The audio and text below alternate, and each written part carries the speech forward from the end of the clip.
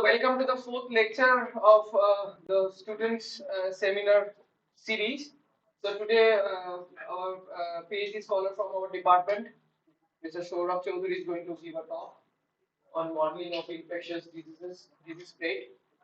So I hope you are going to enjoy it. But before formally he starts his seminar today, I request his supervisor, Dr. Suparna Chowdhury, to introduce Sourav. Please. Thank you very much. Very good afternoon to everybody. I think this is our first offline lecture in this student lecture series after we had a online set of online lectures due to COVID. So it's my great pleasure to introduce our PhD student, my first PhD student, Mr. Sourav Chowdhury. Sourav joined us, Dr. Infectious, who happens to be actually a very important collaborator of ours right from the beginning, HOD Physics Department, and myself as a PhD student in 2019 after having passed out his MSc from our department in 2018. He topped the MSc course that year and was the gold medalist of our department. He did his BSc from Dinobandhu Andrews College and incidentally also topped in the physics department there in his college that year. His main hobbies are reading and painting. We haven't had an opportunity to see any of his paintings yet, Sourav. So the next thing that you should be doing is showing us a few of your paintings. Okay. So Sourav is a very focused student. It has actually been a real pleasure working working with him. And I think Dr. Infectious Chowdhury had this pleasure of working with him as a project student during his MSc days. So he has a knack of being quite independent in his work. He's working on mathematical modeling of biological systems currently. And today he will be talking about the general idea of how to model infectious diseases using mathematical models and different kinds of so the focus would be to look at how simple differential equation based models or even slightly higher different kinds of models can be used to which is part of regular MSc curriculum or BSc curriculum to look at current problems in disease spread and disease dynamics. He is He's also did his madhyamik or passed his madhyamik examination from Gobindapur Ratneshwar High School in 2011 with 78.5% marks and passed his HS examination from Horina DBAS High School in 2013 with 79% marks. So, Sourav, the stage is all yours now. I hope everybody enjoys this presentation. Thank you, ma'am. Hello, everyone. Good afternoon. Hope you are all well. So today my topic is modeling infectious disease spread. Now, mathematical models are very important to study different systems because they help us to understand different behavior and predict their future. Also for infectious disease spread, mathematical models are also important. So here in this talk, I will try to give a general idea of different mathematical models that are used to study uh, epidemics, pandemics, or disease spread. So before going to the mathematical modeling part, first let's look at the history. So history of pandemics. So throughout the human history, humanity actually faced many pandemics. So when we talk about pandemics, we actually first remember about plague. So there is many plague pandemics occurred in human history. Notable are Black Death, the third plague, plague of Justinian, and Great Plague of London, which killed many people, millions of people actually. Also, there is a pandemic for influenza pandemic, which is known as Spanish flu, which is a global pandemic, and 15 million people have died. Also, Asian flu, bird flu, swine flu. We all know about these epidemics, and also recent COVID-19 pandemic. We all know about. We all aware about this. So there are many pandemics and epidemics which actually happens in past. So today's plan. So today I will first discuss about ODE based models, simple ODE based models. Then we will go to the cellular automata model, or it is actually a technique by which one can actually model a disease spread. And then I will go to another part that is called genetic algorithm. That is called genetic algorithm. So first, let's look at the what are the different kinds of diseases.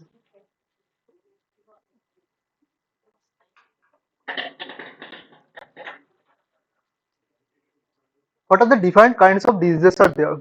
So diseases can be two types: in non-infectious diseases and infectious diseases. Now, non-infectious diseases like diabetes, cancer, and infectious diseases like influenza, COVID-19.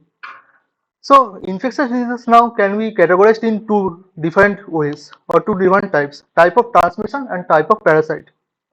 Now, type of transmission, there can be two different type of transmission. One is direct transmission and second is uh, indirect transmission.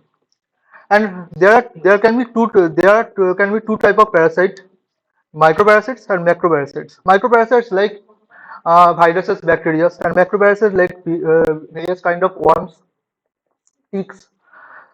Now, type of transmission, direct transmission actually happens means direct transmission means when a human when disease spread because of human contact, like COVID-19, normal flu.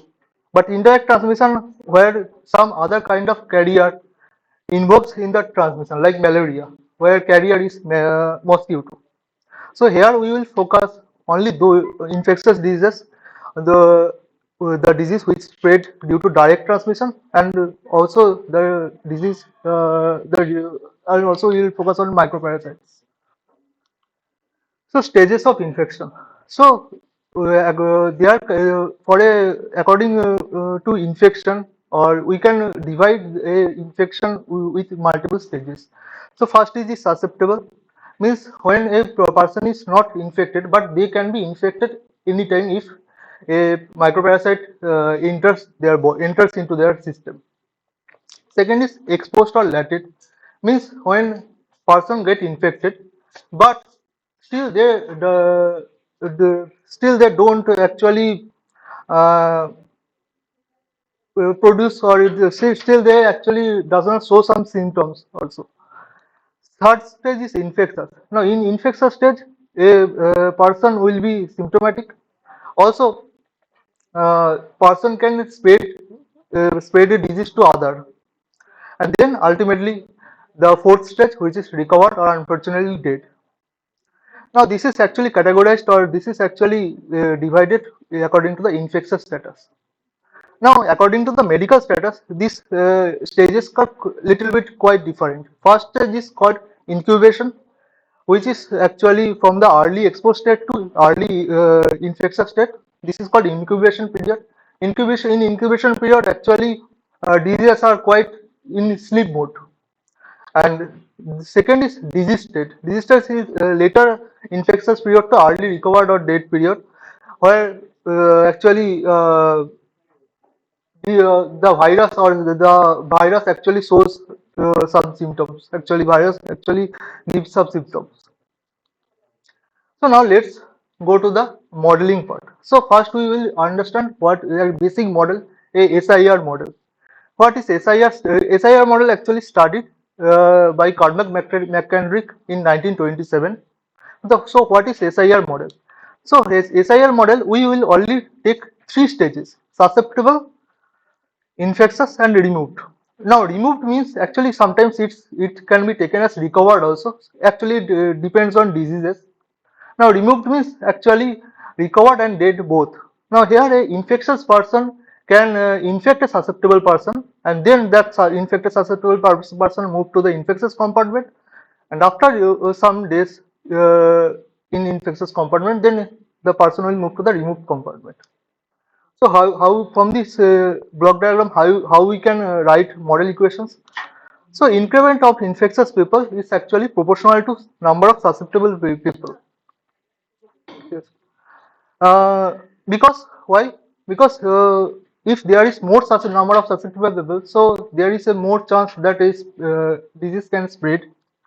Also, increment of infectious people actually proportional to I. Means if there is many number of infectious people in a region, then then they can infect many susceptible people. Also, increment of removed people or decrement of infectious people actually proportional to I. So this for we if we take these things, the model equations look like this.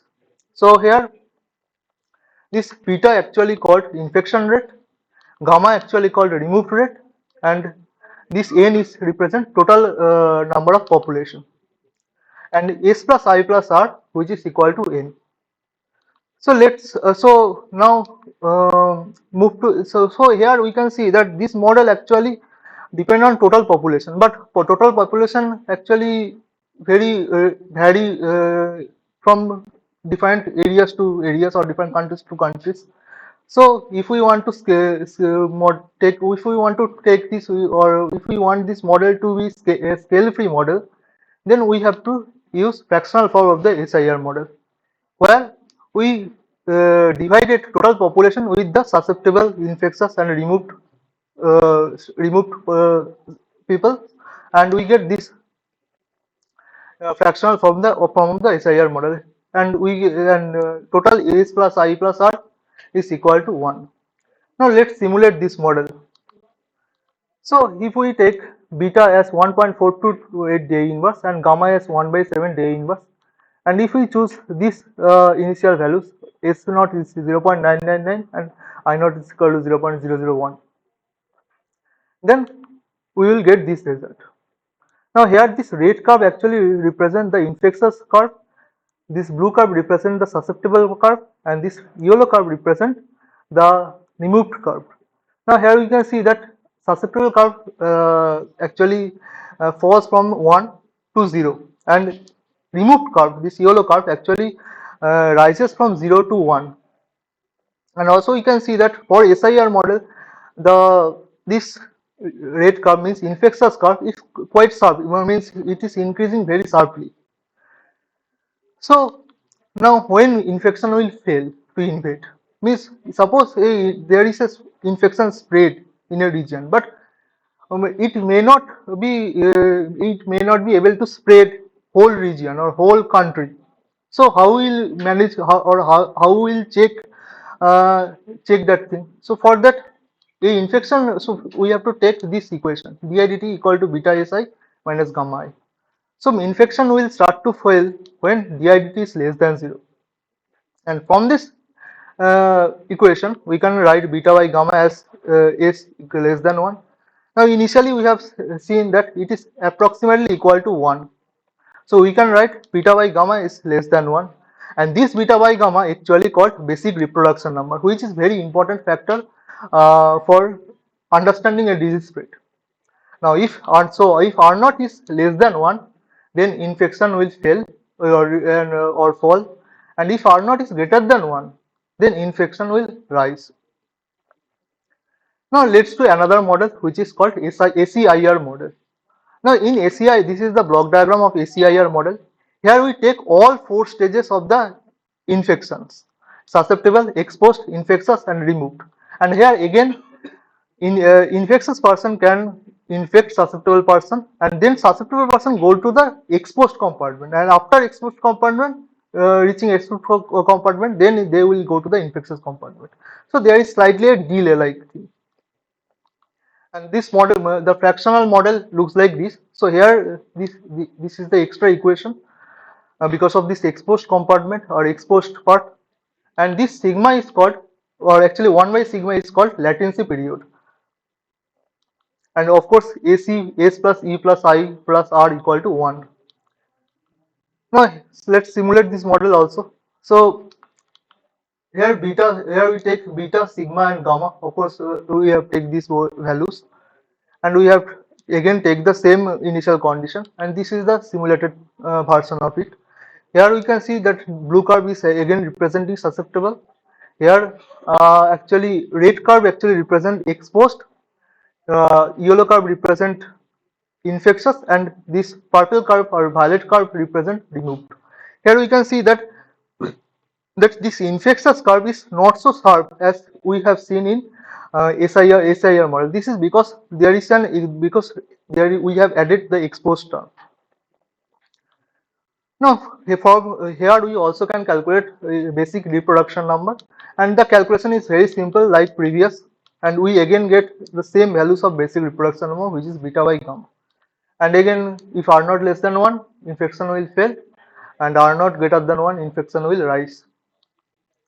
So let's see a case study. So in 1978, actually, a data actually published in Lancet for 763 boys in a boarding school who are suffering from flu.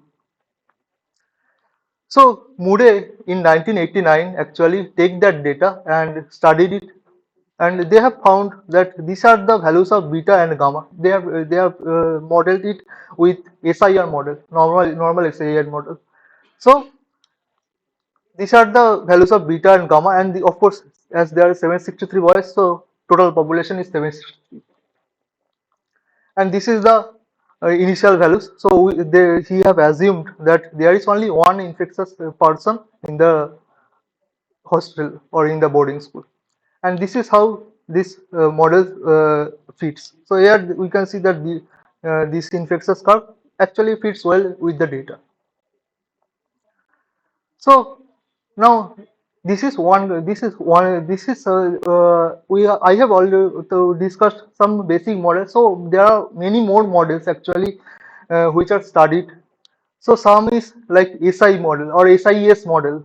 Now here SIS model are used for those diseases where like avian influenza, where a, after getting recovered, a host cannot gain some immunity.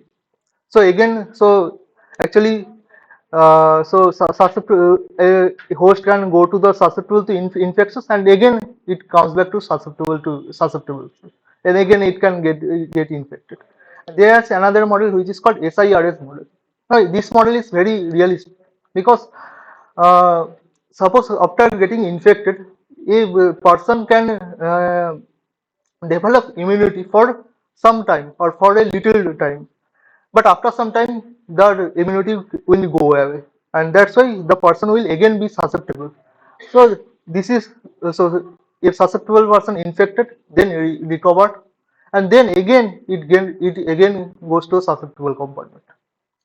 And there is another model which is very actually famous in COVID-19 study. So it is called ACIAR model. Here this A for means asymptomatic. So yes, so there can be many people who actually got the infection, but they does not develop any symptom, but they can infect other person also. So those cases like in COVID-19, actually these things are studied with ACIAR model. So with this differential equation models, we have published two papers actually. First, we have used basic SEIR model, and we have tried to find with by simple we have assumed that infection rate is time dependent, and also removed rate is time dependent, and from that thing we have tried to find the variation of this infection rate and removed rate, and from variation of infection rate and removed rate, we actually calculate many things like herd immunity threshold, uh, effective reproduction number, which is actually time variation of a basic reproduction number, and we have tried to predict that or we have tried to see that how this effective reproduction number or how herd immunity actually varies at the initial time. Also, there is second paper which is published, which is also published, and here we have assumed vaccination in and we have actually take the infection rate form of the infection rate like this, and we have tried to predict that if 63.2% people is vaccinated within 200 days, then uh, third peak of the disease in India can be ignored or can be suppressed. However, that does not happen, and we have faced third peak or third wave. So this is the ODE-based models, and this is how with these simple models we can model infectious disease spread. Now there are many different thing have studied in during this COVID-19 actually, like uh, understanding different intervention strategies and understanding different vaccination strategies and many more things. So I can't tell all of this in this talk, so I have skipped it. So now the second part of our model is cellular automata. Sorry.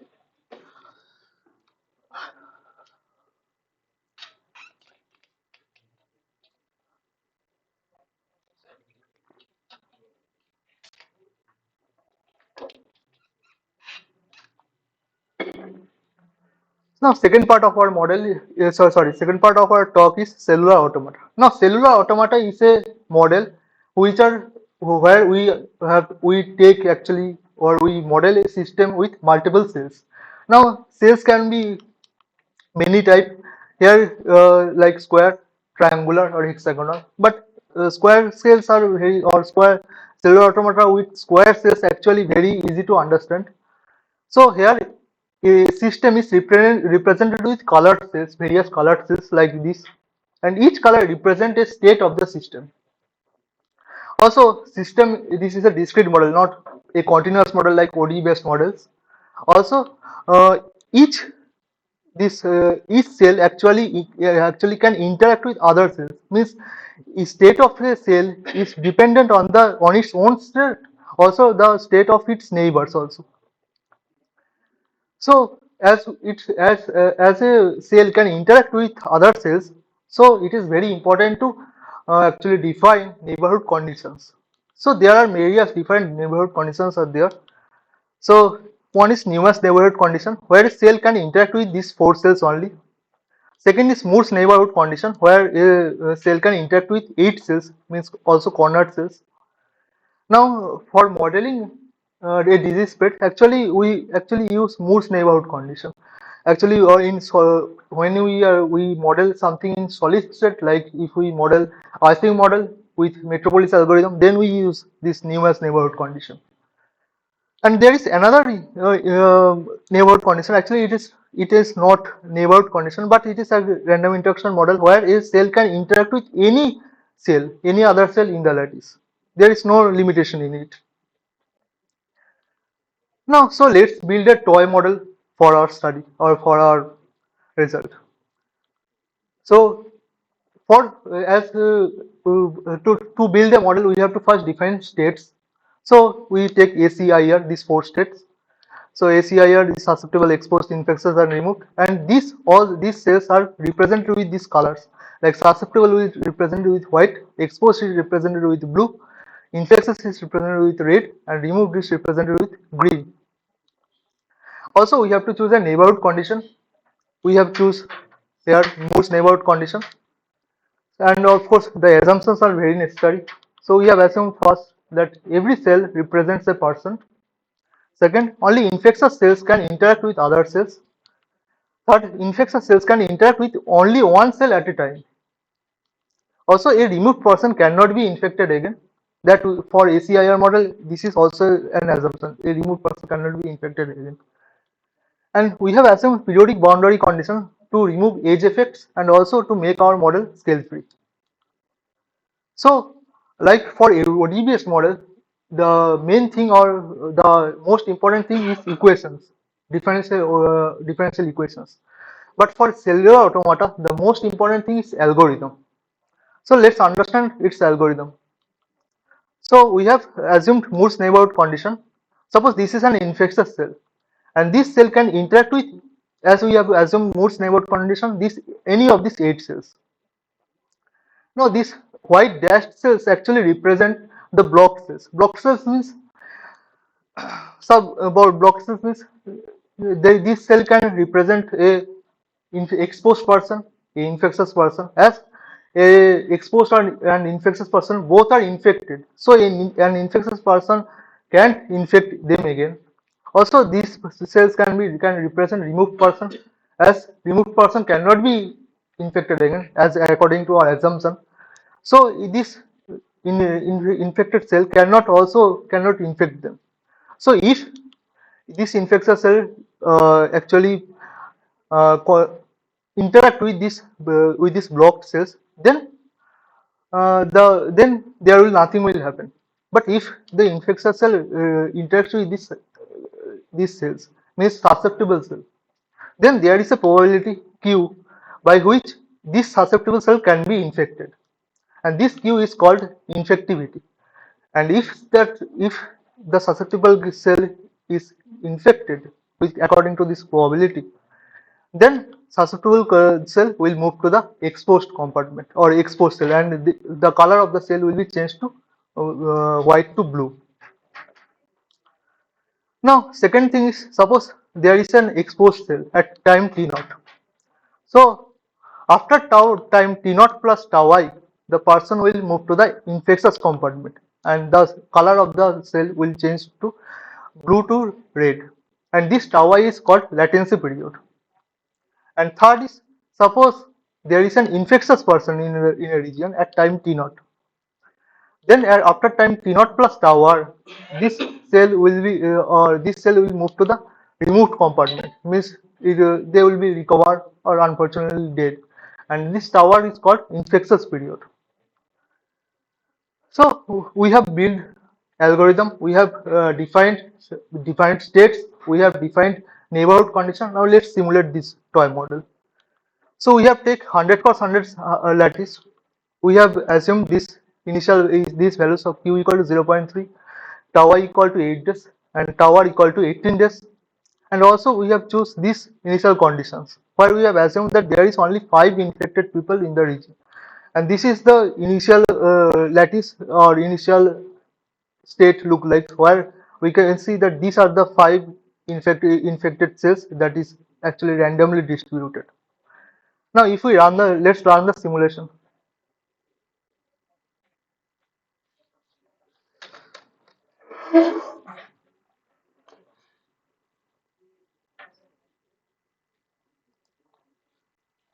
So this is, if we run the simulation, then this is how from the 5 infected cell the disease will spread, and this will not stop until all susceptible people getting infected in the region.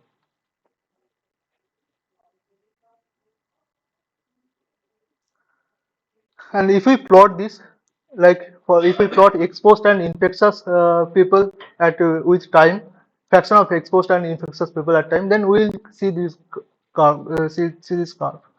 Now it may not look very continuous or smooth as compared to the continuous models, because this is a probabilistic model, and we should expect this kind of nature of a curve, and for every run these curves will be unique to each other.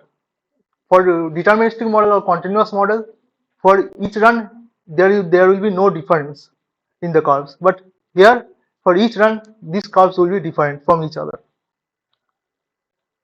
So this is the cellular automata, and I have tried to actually discuss a simple way to how we can use cellular automata to uh, study a disease spread.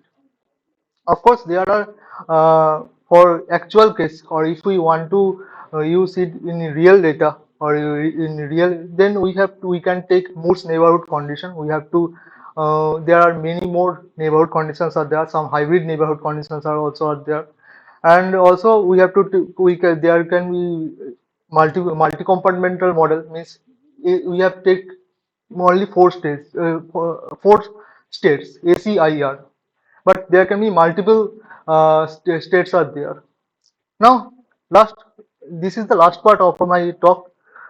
Now, this is genetic algorithm, which is a meta-heuristic and evolutionary algorithm. Now, there are many problems. There are many models are there, like this cellular automata model, ODE based model.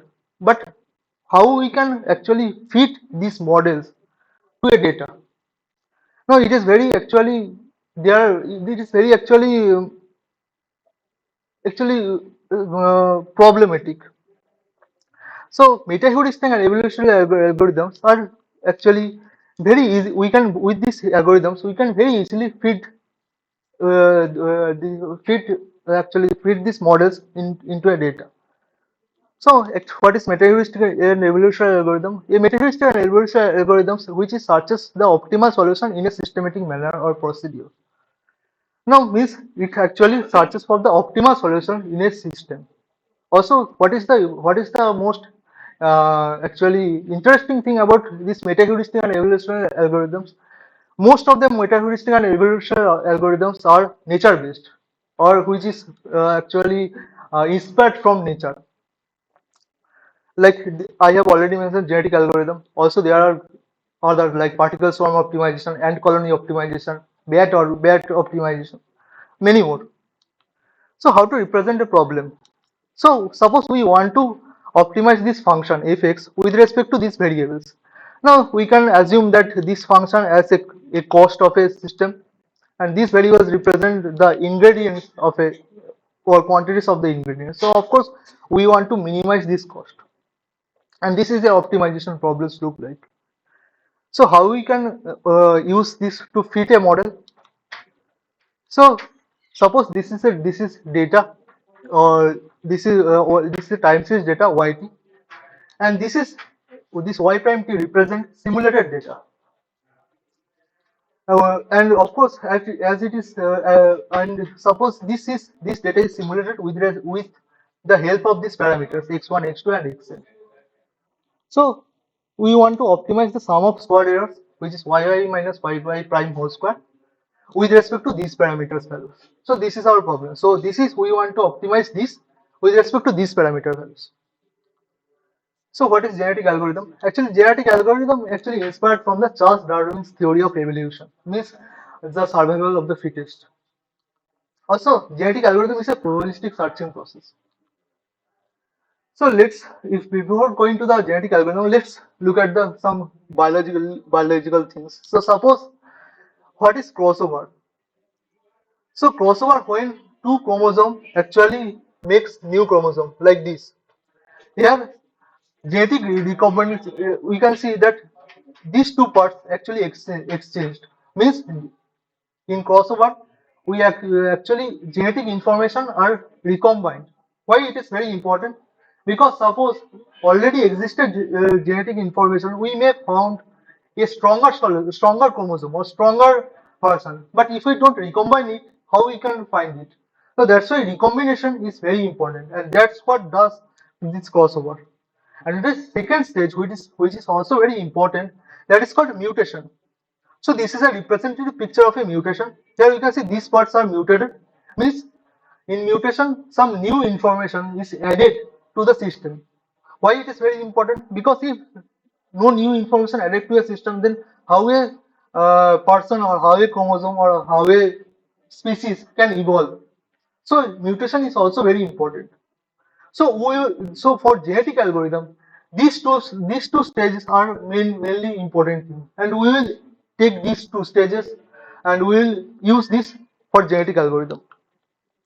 So now there are various versions of GA are present. So we will use those versions where we will use rank selection method, real variable crossover, and one point crossover. Now I will discuss about this later. Now construction of the problem. So suppose we want to optimize this SSE with respect to these parameter values. So before applying genetic algorithm, we have to first define possible range or feasible ranges of these variables. So suppose for first variable this is the feasible range, and second this is for nth variable. Now, then from these ranges we have to generate initial population. So how we can generate initial population? So let's suppose our system have 10 parameters. and we need total number of initial solution is 7. So how we can generate it? So we will take a uniform random distribution between upper and lower limit of the part of a particular parameter, and we will generate, we are from that random distribution we will generate a solution.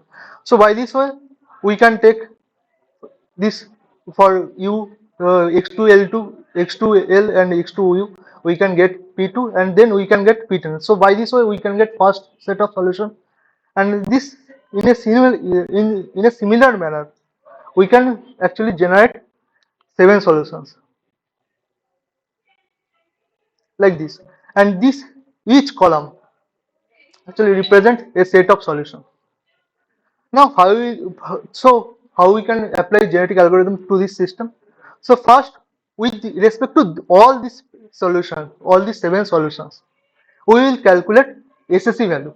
We will put these values in the model, and then from that model we will get y prime or simulated data, and from the simulated data we can calculate SSE value, and we will take only those solutions which will give the lowest value of the SSE.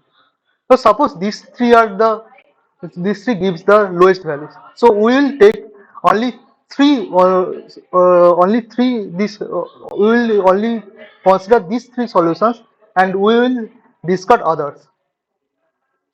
And this is actually called rank selection method, because we have chosen those cells where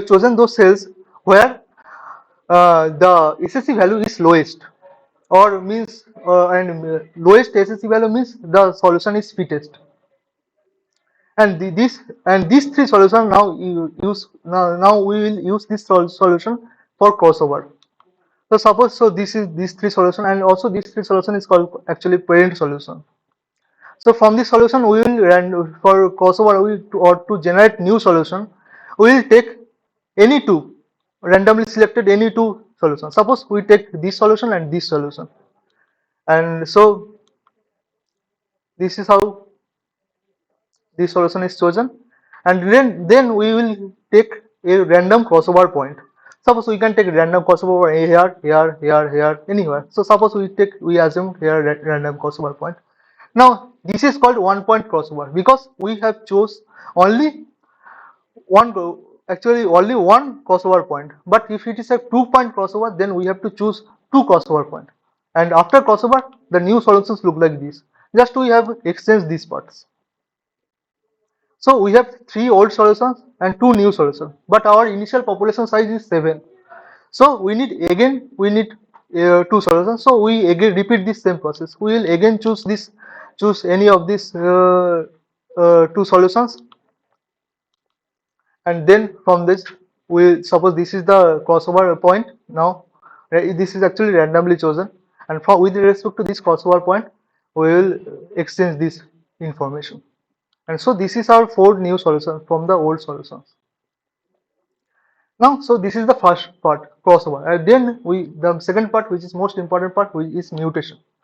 So for mutation we have to define a probability Pm, and this probability actually tells us what is the possibility of a mutation of a chromosome. So suppose in our round this is the only chromosome chosen for mutation. Of course, in a run multiple solution can be chosen for mutation. So suppose this solution is chosen for mutation, then we will choose any one variable between these randomly. We will choose any one. Suppose this variable is chosen randomly, and then we will actually replace this value with a new value, which is p6 prime. And this p6 prime actually randomly chosen from this uniform distribution of the upper and lower limit of the 6th variable. So now this is our old solution, and this is our new solution, and this makes, again we have 7 solution, and we will again uh, do the same thing, like we will apply crossover mutation, and then we get again 7 solution. So but until a stopping criteria reached. Stopping criteria can be defined for different actually programs or algorithms. So, and this is the flowchart of this genetic algorithm. So first we will choose initial population, then selection of parents, means the featured solution which have lowest SSE values, Then from that generate children means generate new solution, adding mutation and then new population, and again this cycle is continuous. So suppose now let's apply this genetic algorithm to a model. So we choose a SEIR model here, and this is all already I discussed. So this is the model equations, and suppose here beta t and gamma is not a constant of time. Beta t varies like beta 1 exponential minus beta 2 t, and gamma is actually varies gamma 1 and means it is varies linearly, and this is varies exponentially.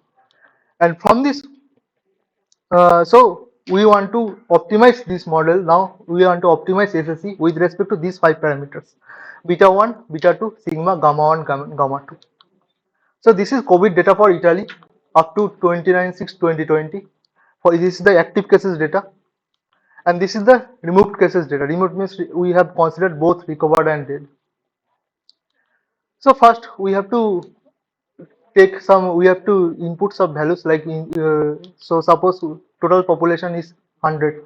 Before we assumed that total population is 7, but actually in a real algorithm we have to take much more than that. So suppose real population is 100, total population size is 100. Also parent population size is 16. Before we take only 3 parent solution, but here suppose parent population is 16, and suppose probability of mutation is 0.8. So after this run, we get these values of the beta 1, beta 2, sigma, gamma 1, gamma 2, and this is the best means these values actually gives the lowest statistics value. And let's see the solution. So this is how infected cases curve fits with the data, COVID-19 data for Italy, active cases data, and this is how actually removed cases data fits with the or actually model fits with the removed cases data. So we can see that genetic algorithm actually a very easy to understand and very easy to implement also. And from that purpose and for using this, we can actually very easily optimize or very easily fit a particular system. So this is a published paper in APGST. Here we have used a cellular automata model with where we have modified we have actually used a modified neighborhood condition, and we have modeled actually first and second wave of India, and we have fit those first and second wave with actually genetic algorithm. So this is how model fits, and this is the fraction of in the active cases, and this is the factive, and we have actually assumed these two waves separately, so that's why these separate plots. Of course this last part is not fitted very well because there is some problem in our algorithm, so uh, we have actually changed that problem, or changed the, so we have to little bit change our actually program, and we are working on an extension of this work where we are um, actually taking multiple countries like 8 to 10 countries, and we are actually studying each and every peak for the COVID-19 for that countries. So that work is actually ongoing. So conclusions. So a simple ODE-based mathematical models can be used to study different epidemics and pandemics, and they can reproduce many important features. Like as we have shown in ACIR, the last plot of ACIR, where we can very easily fit a model with the data. Also, cellular automata is a very simple technique, and we can model disease spread, and it can also give some special information about it. And also genetic algorithm is a very simple method by which we can optimize a system or fit a model to the data. So thank you. This is the end of my presentation. Hope you have enjoyed and hope you have liked. And these are some important references that are very used to study like genetic algorithm and genetic algorithm or infectious disease spread or like ODE based models. Thank you.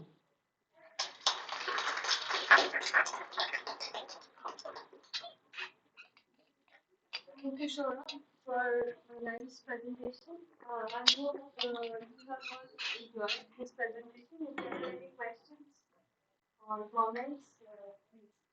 Yeah. So first of all, thanks for this very informative and useful talk. So I have a few comments and probably one or two questions. So in your first slide you showed the history of pandemics, and I think towards the end you you mentioned the Great Plague of London in 1965, 66, not 1966, right? Yes. So something very interesting happened during that time. Isaac Newton was, he had to go back from his job in London to his countryside home, and majority of his work that we know now, it actually happened during this time. So pandemics, in a way, very bad for the humanity, but at the same time, it can also, it boosts some constructive work. So that is one comment, and. And it is probably going to be, sorry for interrupting, interesting to even look at such things as to what kind of effect the pandemics have in other areas of, different other areas of like people's lives. Yes. And maybe even have models for it. Yeah. Because I think economics is one area which people are looking at, like how the pandemic is global economics, like environment and disease. So maybe the scientific output and Right. Yeah.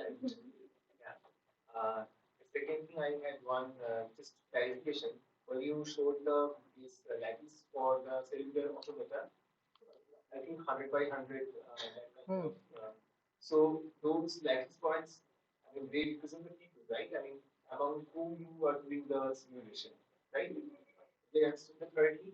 Yes, every lattice point actually represent a person. Of course, it is a toy model, human, and we can actually change these things also, or like. Right. Then I understand. Yes. So, then towards the end of that simulation, you showed some, just the plot before that.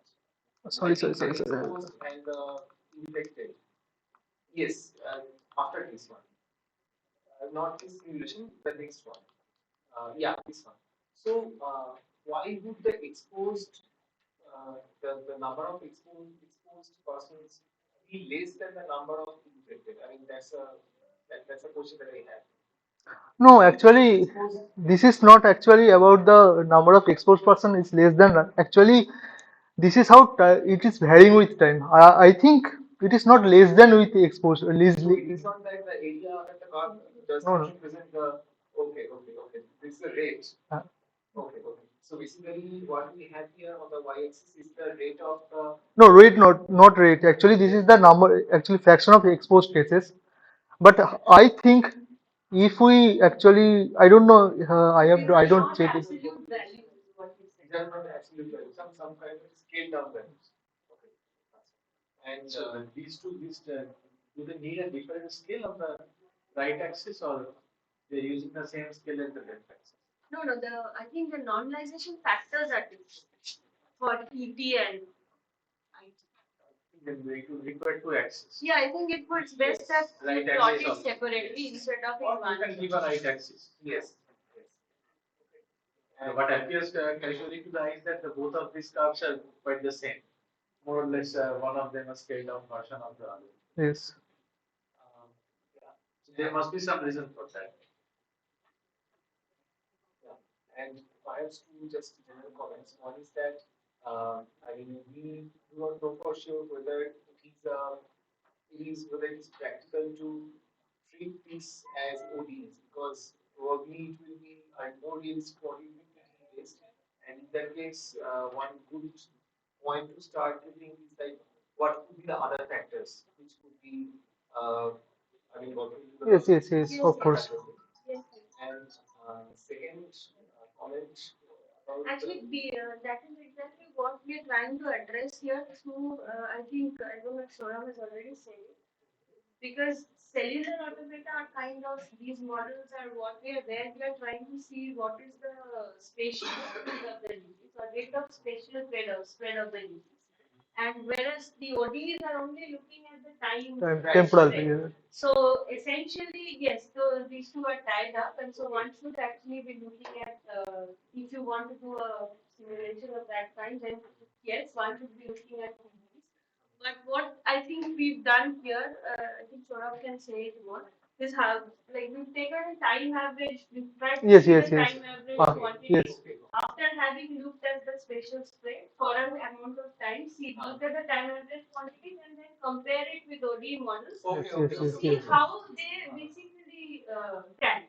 Yes. So that was the objective. So where to see whether at all such a model, cellular automata, can in a way model or rather emulate anything related to the differential equations that we have been seeing. People have been modeling from 70s.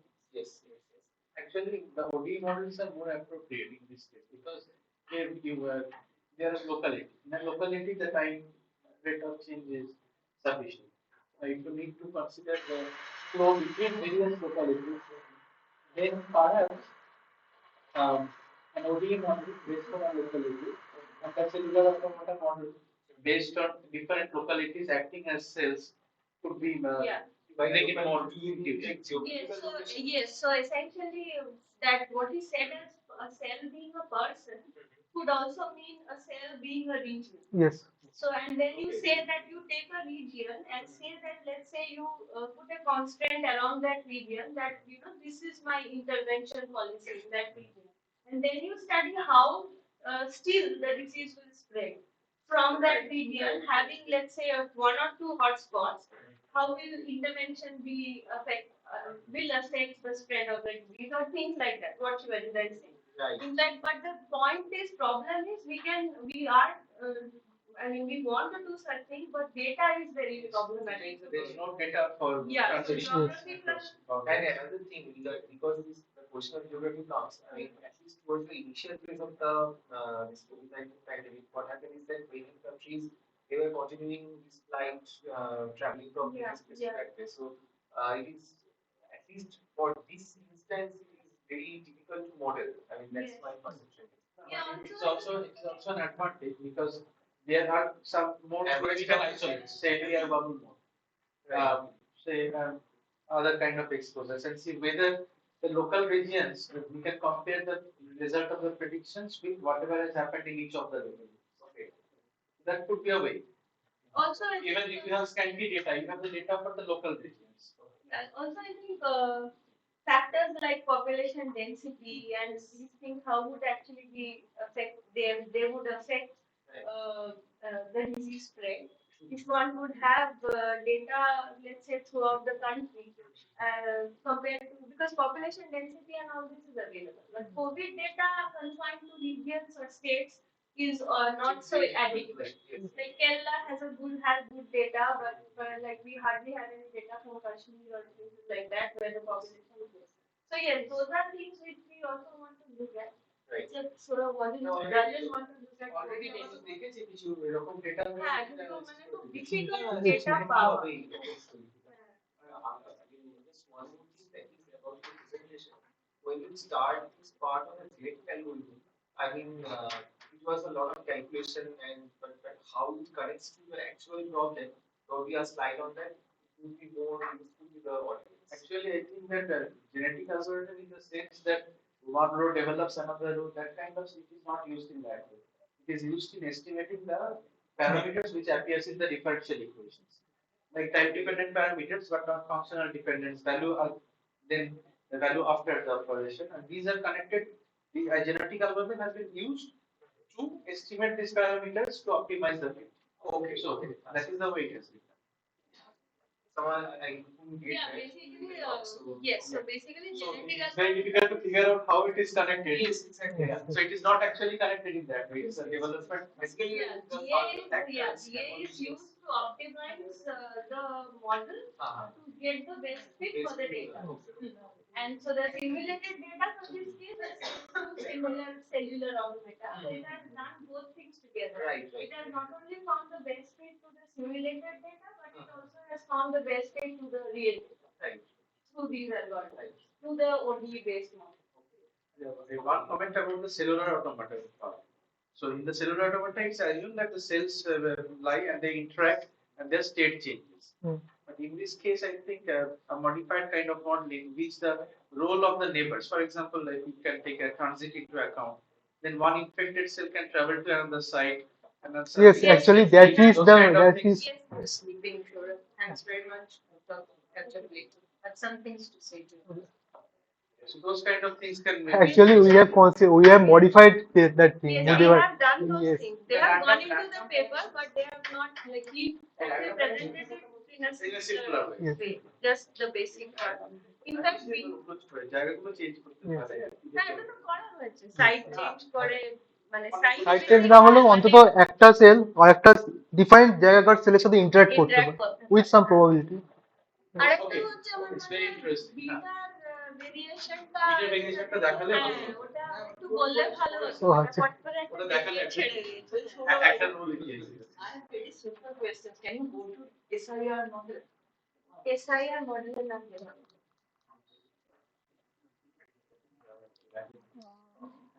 SIR model SIR